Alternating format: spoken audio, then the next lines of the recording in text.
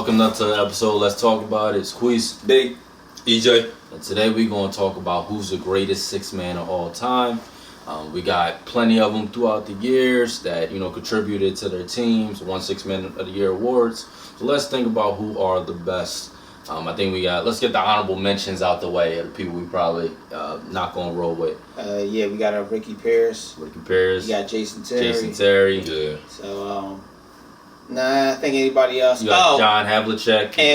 Bobby Jones. Bobby Jones. Stop. Say you mentioned John Havlicek. Why did you do that? I mean, I ain't seen him.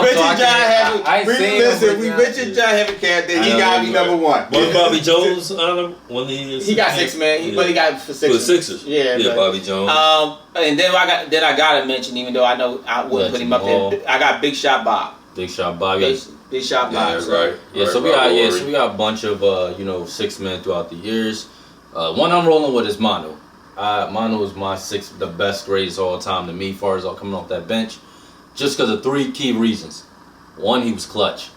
Definitely. He had a lot of clutch playoff games for the Spurs where he had to drop 23, or he had to hit the game-winning shot. In fact, let me go over these clutch games he did have. But question, I gotta ask you about that. Was he coming off the bench or was he starting? Nah, the ones I'm picking, he was actually coming off the bench on. I knew the ones that he was starting, so I stayed away from that. So his clutch game. So I'm going to talk about in 2014 when they went up against the Mavs in the Western Conference Finals, and he finished with 26 steals and 5 assists, and he helped them in that was elimination game. That's another clutch game he went through. He had another one when he up against Kobe in 2008, Western Conference Finals. Okay. He had to score 30. Right. You know what I'm saying? And he scored 22 points in just the second half, and they cruised the victory there. He had another one. He hit the game winner against Phoenix in 2008.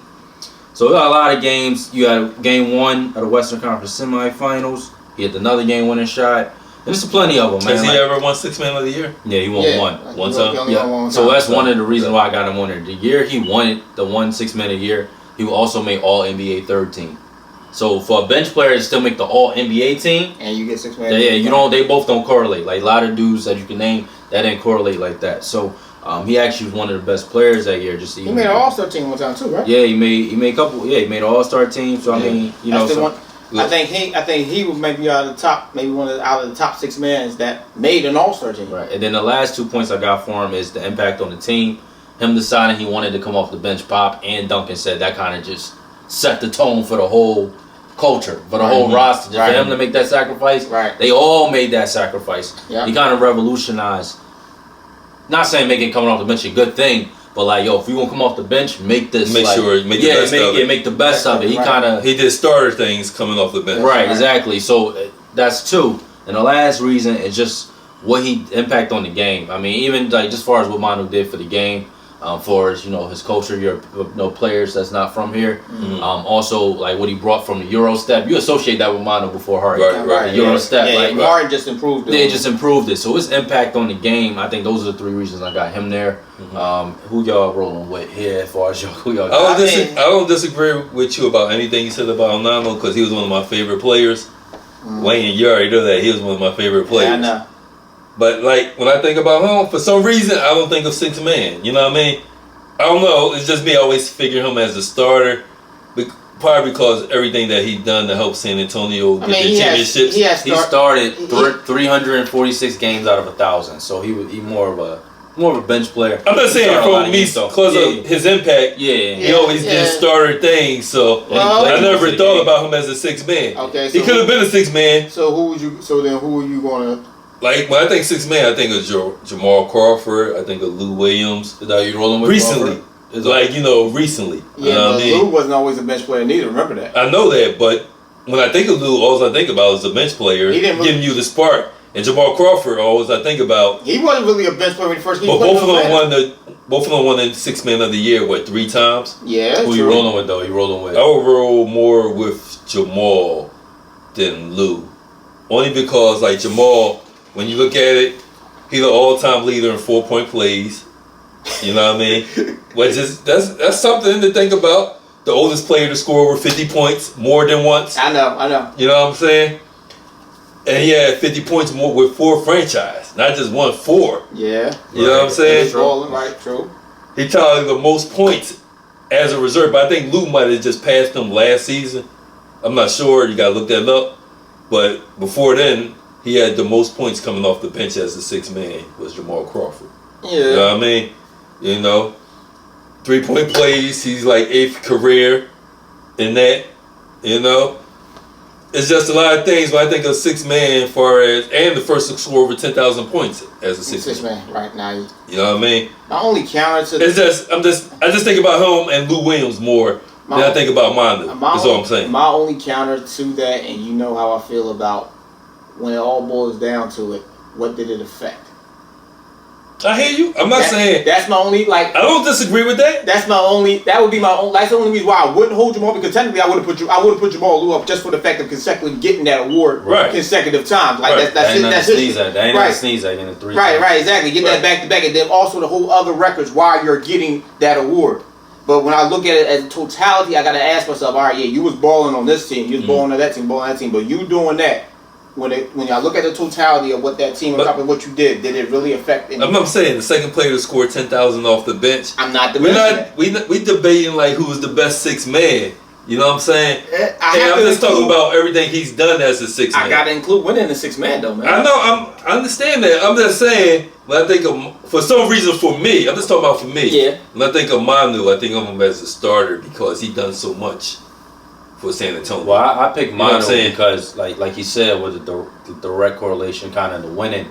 The 2 years. Right, I'm not disagreeing with you. Yeah. The 2 years Jamal started, they didn't make the playoffs. So that means to tell me, like, Manu was so good that you put him in starter, the bench, they still win a championship. Either way you put him, you can put him right. They put him starter, put him championship. He was an interchangeable piece. He was interchangeable. It's like some players like Jamal and Luke, maybe they had to come off the bench.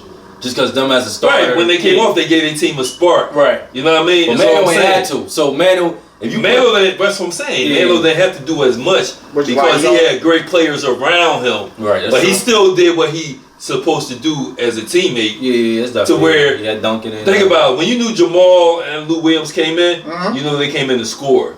So more emphasis defense wise was on them two because you knew they had the scorers. So it was harder for them to score because you knew when they came in, you knew what they were going to do. Right. You know what I mean? Right. That's all I'm saying. So who you rolling with? I got to go with Manu. I would pick Jamal, but I have to go with Manu just because you know how, like I said, how I feel about winning, impacting the game. Like what the teams were you on with you doing balling like that? What did they accomplish? So that's my main reason. Other than that, I would have picked Jamal on the heartbeat.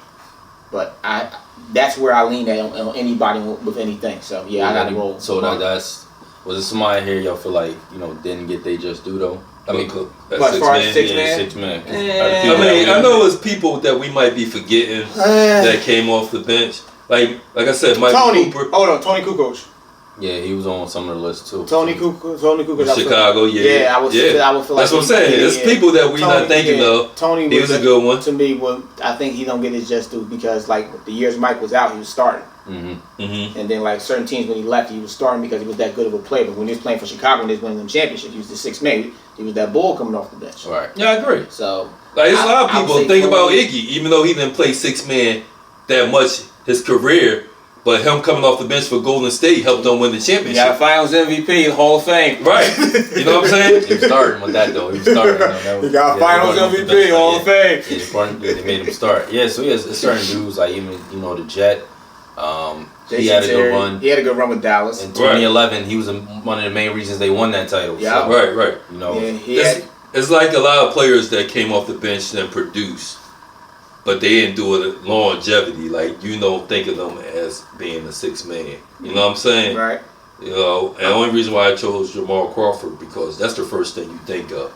When you think of him, you think of Lou Williams. Yeah. You think of them being as the sixth man, winning 3 times. Like I said, Jamal Crawford got a lot of, Now, he's first place in a lot of things, first or second in a lot of things. Now, being off the bench as a sixth man. Just all due respect to Big Shot by where we hold him because he hit a lot of clutch shots in his career as coming off the bench, and he got a lot of rings on his fingers. See, to me, honestly, Robert Horry, he did his best when he was with Houston as a starter. Defense, he played great defense when Houston won their championships. Right. And he hit big shots too, along with him, Mario, Ellie, and a lot of guys. But that's only 2 years. When he was with the other teams, he hit big shots, but he wasn't. He didn't play D the way he played with Houston when they won them championships. He didn't carry that. He didn't play that way with other teams. He wasn't no longer. He just came. He wasn't no longer. He started settling for the 3. Yeah, but he wasn't no longer a perimeter defender. Right. He started settling for the 3 to me. Like he could have played better defense to me because I still thought he was still young enough to play that. But to me, he got lazy and started settling for the 3. I just want to see what you. I just want to see what you. Yeah, that's all I'm saying. You know what I mean? Yeah, I expected him honestly when he was with Houston. I expected him to be the next Scottie Pippen, but better. You know what I mean? Because he showed those skills with Houston, like he was going to be like Scottie Pippen, but a little better. Mm-hmm. You know what I mean? But then as his career went on, I think he just started settling. Okay. So that's just me. Yeah, so there's some good honorable mentions, because you're looking at these lists, you go back and forth on who he gets. So I think he came up with No, I'm reneging. John Havlicek.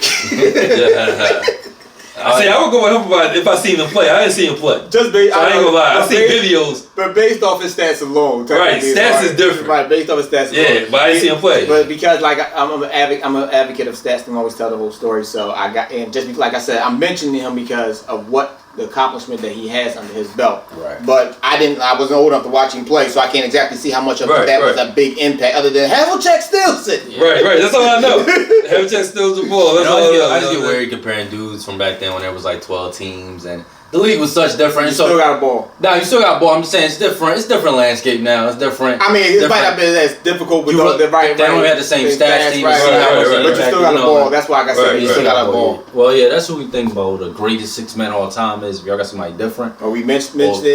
Somebody forgot about somebody. You know what I'm saying? Let us know. Don't forget, hit the like, subscribe to the channel. This is another episode. Let's talk about it. Peace.